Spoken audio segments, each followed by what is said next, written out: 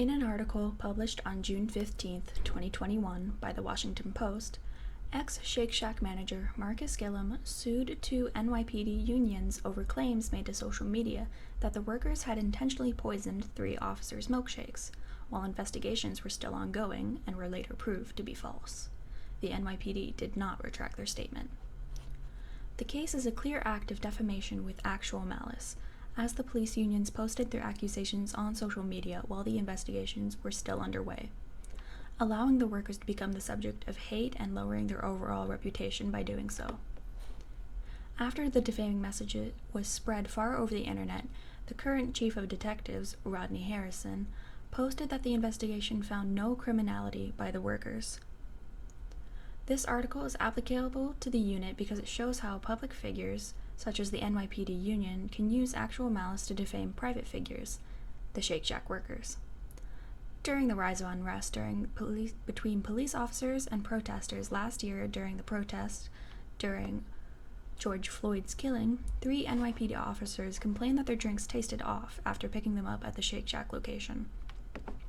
However, due to the unrest at the time, their complaints quickly turned to suspicion that the workers had spiked their milkshakes with poison, later alleged to be bleach, in a targeted attack.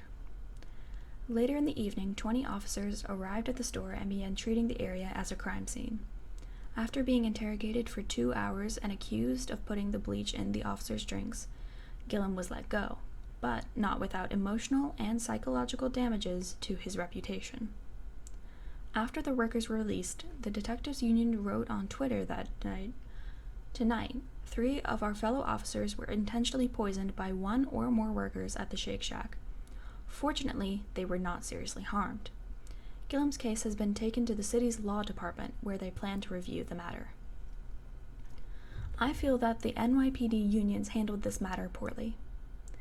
While tensions were high in that circumstance, their investigators had not yet proven that the drinks were tampered with, or that it was a targeted attack at all.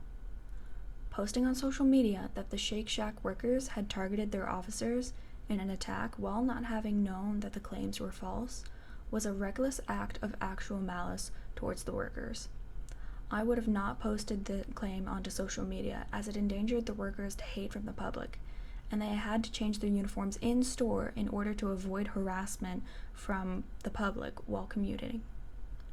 If I were in charge of the social media, I would have drastically changed the wording of the post, or simply not posted the statement at all, as it furthered tension between police officers and protesters during that very turbulent time.